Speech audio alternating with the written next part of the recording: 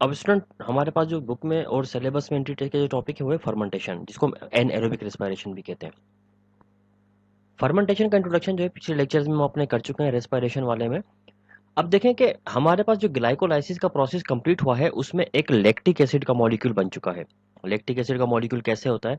वो होता है ऐसे, यानी ये, सॉरी लैक्टिक एसिड नहीं, पायरुविक एसिड का या पायरुवेट का मॉलिक्यूल वो इस तरीके से बना हुआ होता है, COOH, ये पायरुवेट है।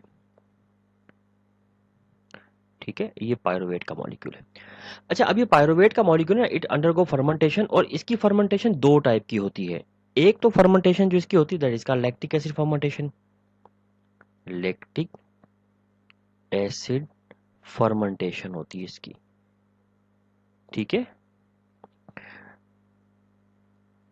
दूसरी होती है इसकी अल्कोहलिक फर्मेंटेशन, जिसमें अल्कोहल बनता है फर्मेंटेशन। ठीक है, एक लैक्टिक एसिड और एक अल्कोहलिक फर्मेंटेशन। अच्छा, अब जो इसकी लैक्टिक एसिड और अल्कोहलिक फर्मेंटेशन है, मिसाल के तौर पे अगर हम लैक्टिक एसिड फर्मेंटेशन पढ़ते हैं, लैक्टिक एसिड फर्मेंटेशन, तो इस लैक्टिक एसिड फर्मेंटेशन में क्या होता है कि ये जस्ट एक सिंगल स्टेप प्रोसेस है। मतलब इसमें एक ही स्टेप होता है और उस एक ही स्टेप में फर्मेंटेशन मुकम्मल हो जाती है। ठीक है, और इसमें वो कौन सा स्टेप है जिसमें फर्मेंटेशन मुकम्मल हो जाएगी? वो स्टेप है, स्टेप का नाम क्या है? Reduction of pyruvate.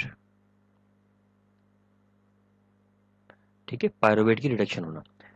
अब रिडक्शन ऑफ पायरुवेट में क्या होगा और किस तरीके से सारा प्रोसेस होता है जरा देखें। सबसे पहले हमें पायरुवेट का मॉलिक्यूल बनाना पड़ता है, जैसे मिसाल के तौर पे CH3 COOH। इसकी रिडक्शन के लिए NADH+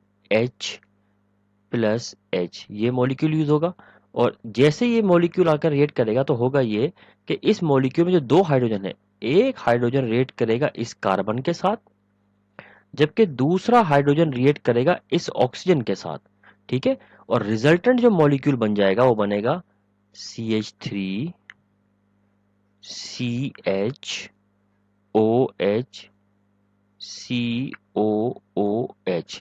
Now this is called lactic acid। ये लैक्टिक एसिड बन गया। ठीक है, लैक्टिक एसिड जो आमतौर पे दही वगैरह में होता है, ये बनता है।